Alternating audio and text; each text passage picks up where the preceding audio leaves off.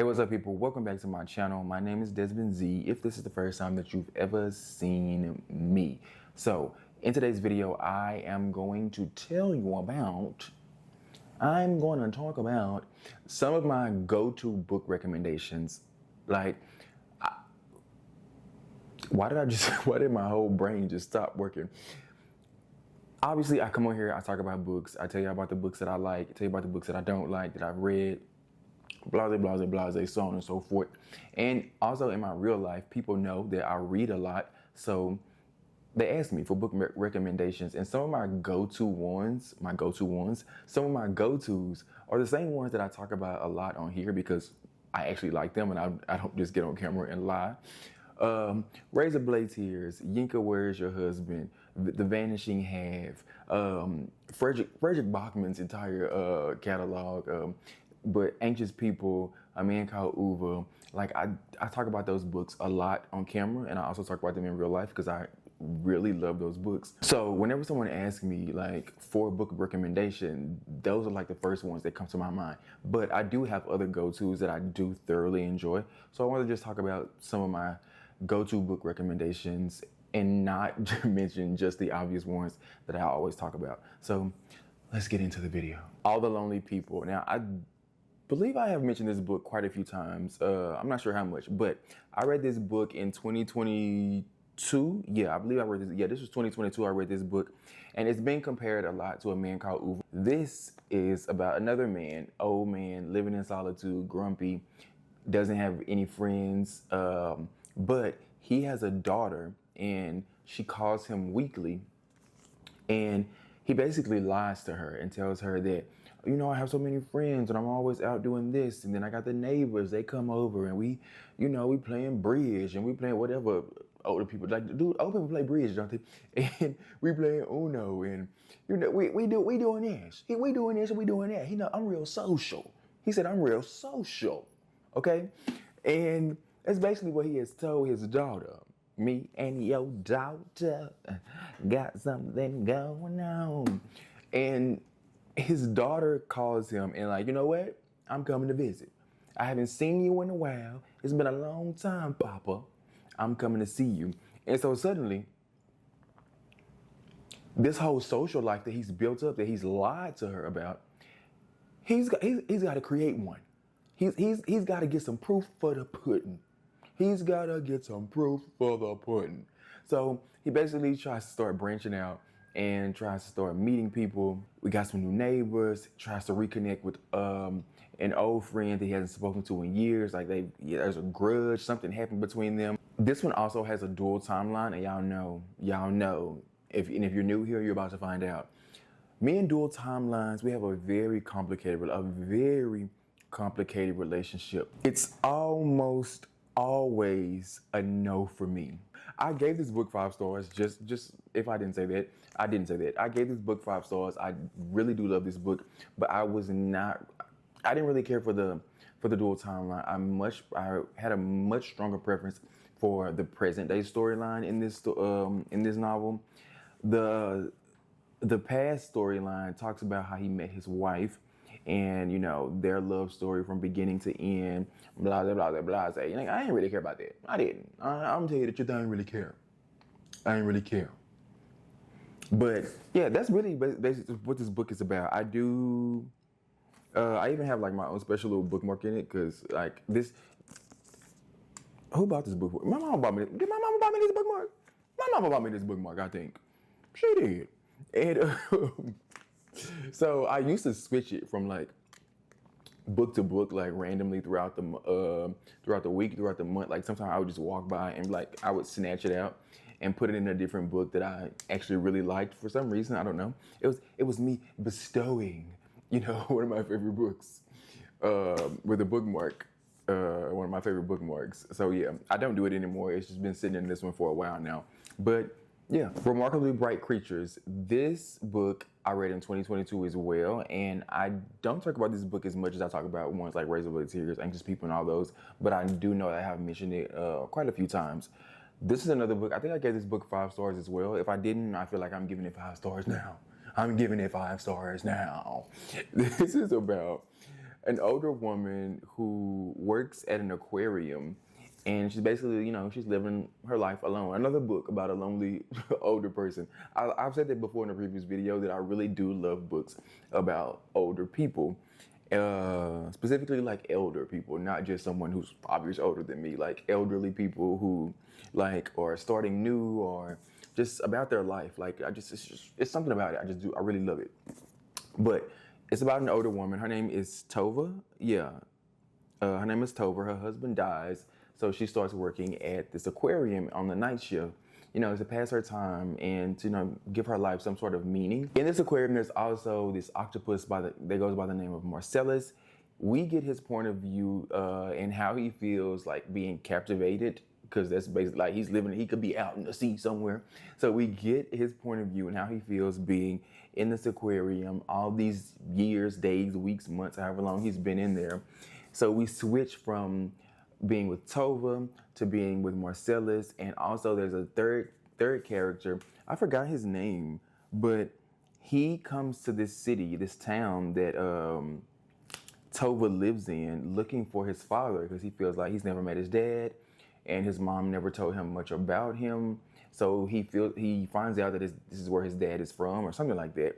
So he comes there, and him and Tova also, form a friendship, and we go back and forth between the three of these characters, and it's quirky, it's heartwarming, it was such a fun, such a cute story, and I really, really enjoyed this. Also, I would recommend listening to the audio or listening and reading at the same time, because if you watch Ugly Betty, Mark, the character Michael Urie, the actor who plays Mark, he narrates the voice for Marcellus, the octopus, and he does a really good job. And also the other narrator. Is it Marin Ireland?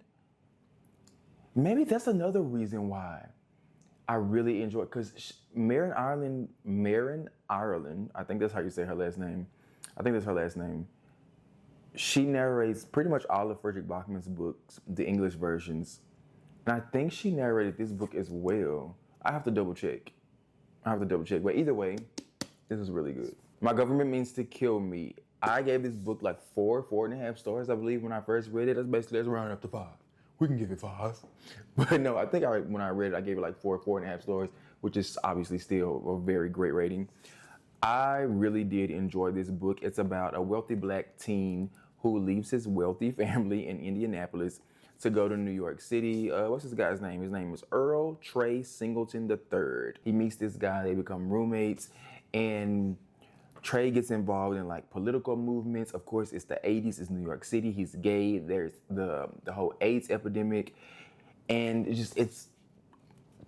the world is on fire, as it always is, but the world is just on fire. So you have this coming of age story about this young kid just trying to find out who he is, but he's also like, he's all alone. Like, yes, he has a roommate, yes, he makes friends, but at the end of the day, you got to cover your own ass.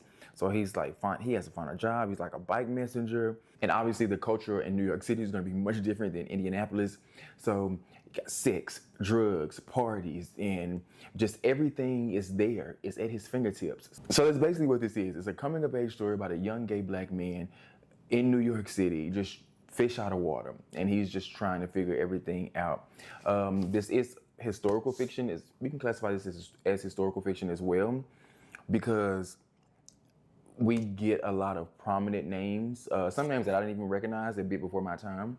You get a lot of prominent names, public figures, and things of that nature. The author does include a lot of footnotes in the novel. So if you aren't aware of like who someone is or what he's talking about, he does include footnotes in it. Another reason why I believe this is so important is because this main character is a young black gay person. So when people think of queer, people think of LGBTQ, your daughter could be LGBTQ, your sister could be LGBTQ. When people think of queer, gay, anything of that nature, the face they put to it will always probably 9 times out of 10 be a white gay person, and probably a white gay man. And obviously, in life, and as this book can tell you, that life as a gay black person is going to be different than life as a white gay person, because at the end of the day, that white gay person can always default to their whiteness, and in society we know how life goes. So seeing it through this lens, hearing it from this voice, it gives you a different perspective. And because sometimes when you got a lot of different things, when it's black, when it's gay, when it's lesbian, when it's woman, when you have all these different things coming in together, it's different than just the standard that's presented to you. So that's why I believe this book is so very important.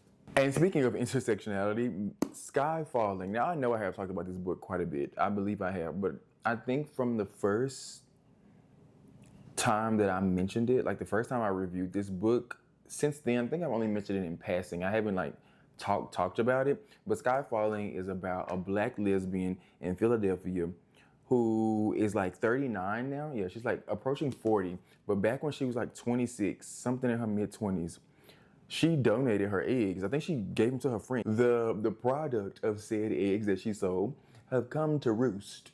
They came to find her and they basically told her, girl, you my mama.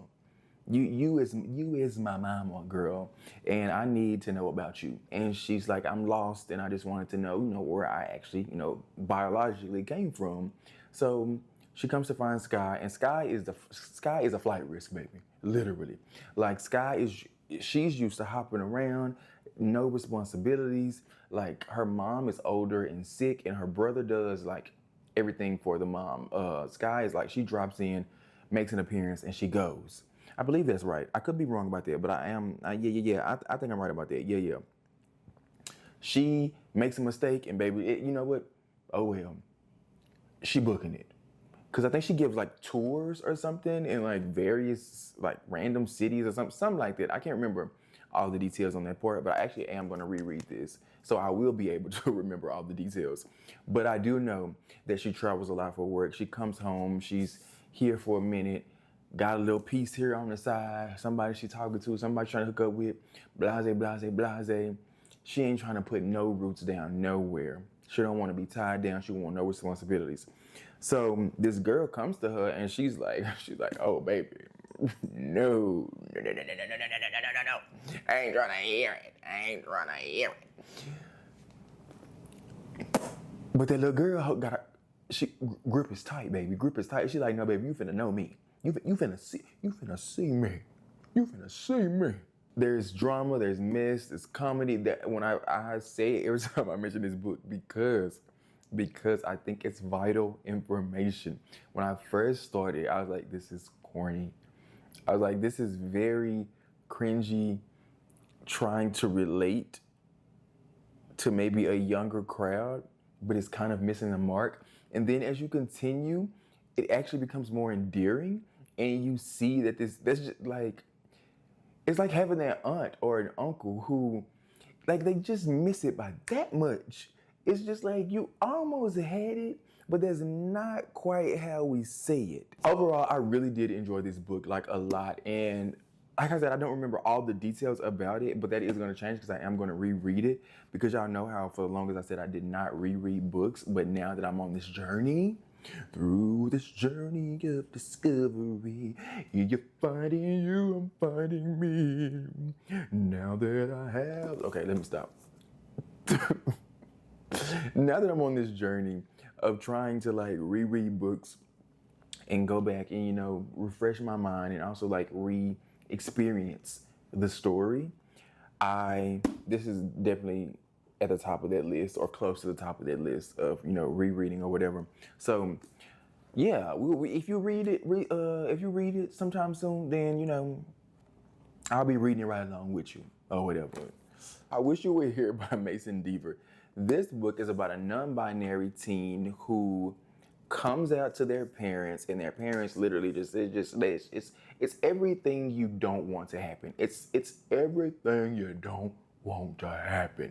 It's like any person's worst nightmare.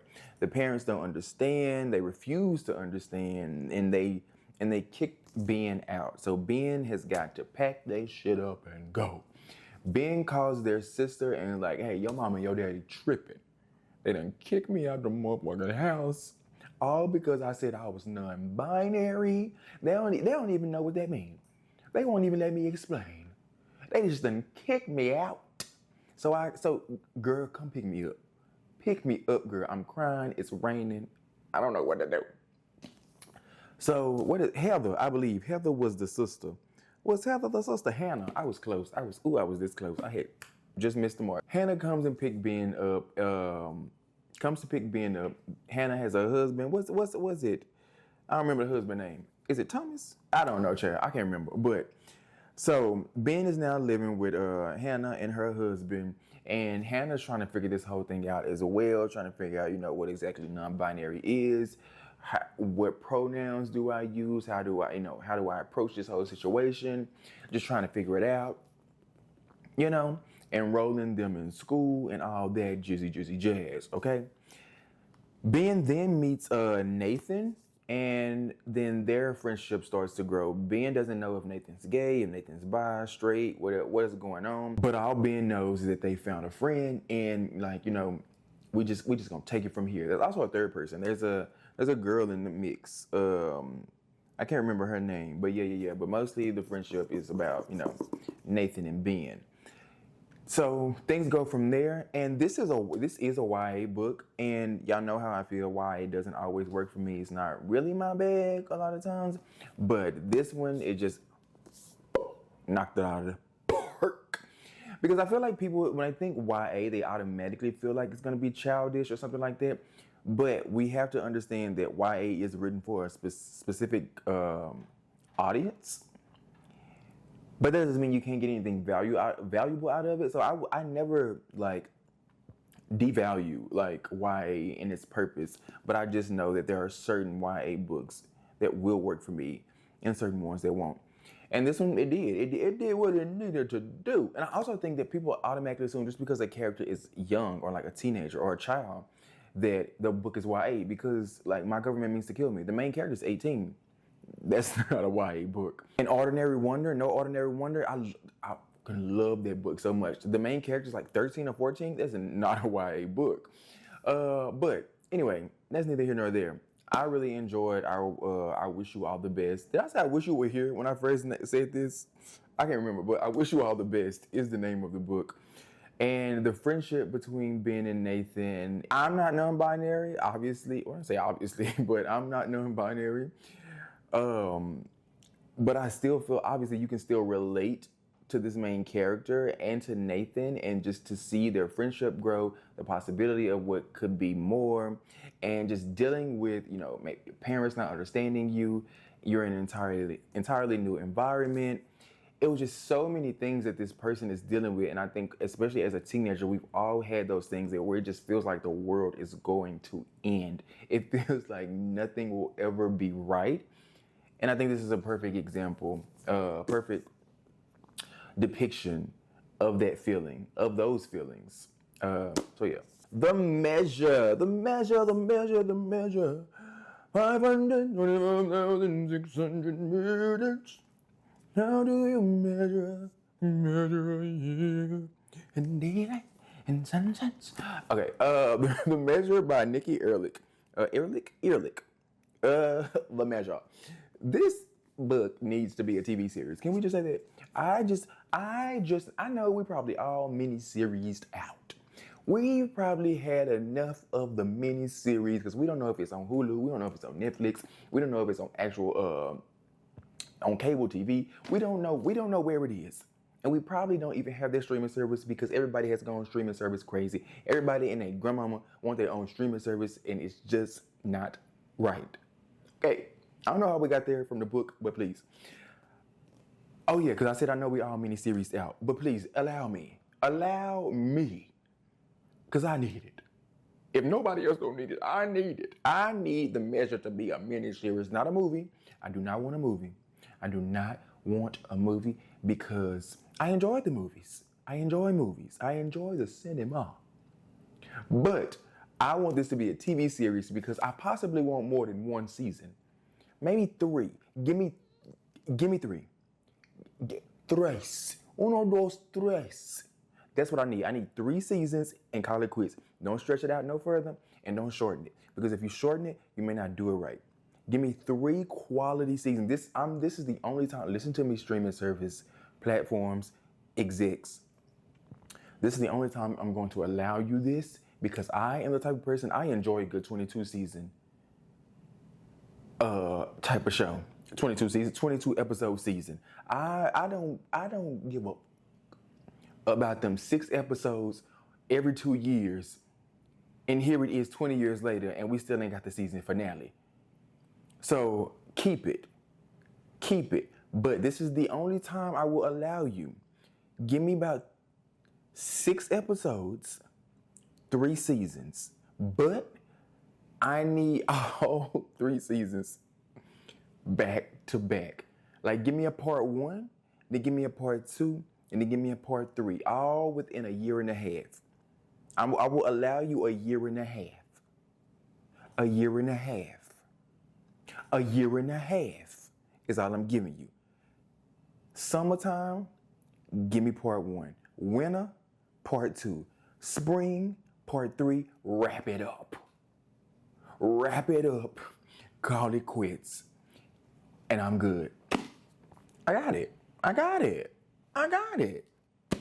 This book is about, because I have not talked about the book yet.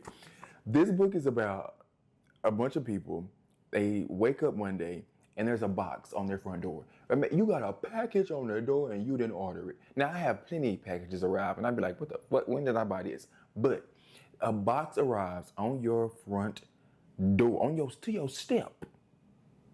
And you open the box, the only thing in there is a string, is a ribbon, a little ribbon with a no bow on it. A little ribbon, some are short, some are long. The length of those strings says how much longer your life will be. Now imagine you get a ribbon and you find out it's that big and that's it for you. That's it. And then your best friend string is this long and you're like, not my dog. Please, not my dog, and when I say dog, I mean like my homie, my friend, just in case those for you who might not know. And look at me explaining slang when I shouldn't be, but because I don't have no pets and I'm just not a dog person. So there's that. Don't sue me, don't shoot me, because I know how y'all be. Please. Also, not everyone opens their box. There are some people, once they figure out actually what these, what's in these boxes, what's going on, some people refuse to open their boxes. Some people want to know, some people don't. And it's a lot of mess going on. It throws the whole world into like a frenzy.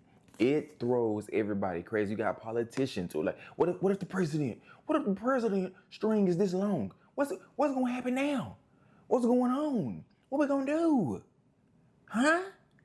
It's a lot of mess. It's crazy. It's crazy. I enjoyed this book. I feel like I didn't give you much, but I feel like this is the type of book where I don't give too much away. That's all I need to give you.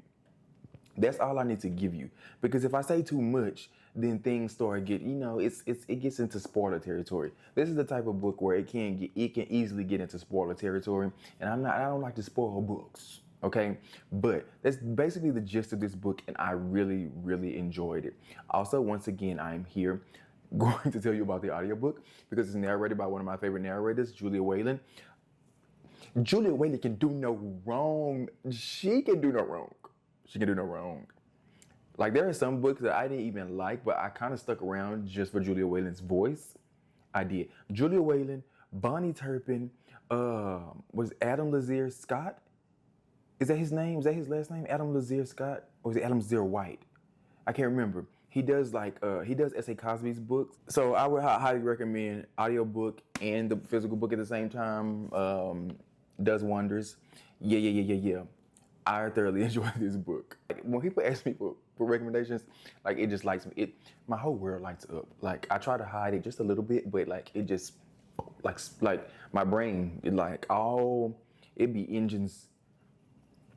All systems go, because I just be ready to give you the whole rundown. Like, girl, you got time? Sit down. Get your pen and your paper. Cause I'm finna get your whole list. We got thrillers, we got romance. Oh, speaking of romance, you know what? Actually, I'll talk about it in a different video because I feel like I've talked to, I've chatted enough. I feel like I was about to go on a tangent about another book that I recently read that I have yet to talk about. I'll talk about it in a different video. Thank you so much for watching. That's all I have for you in this video. Give it a thumbs up if you enjoyed it. Subscribe if you're not subscribed. Comment down below and let me know I actually want to know. Leave a comment. I actually really want to know. Like, give me at least one or two of your like go-to book recommendations. If someone was to ask you, oh, what's a book I should read? What's like your go-to book recommendation? Let me know down below in the comments. Yeah, and I'll see you in my next one.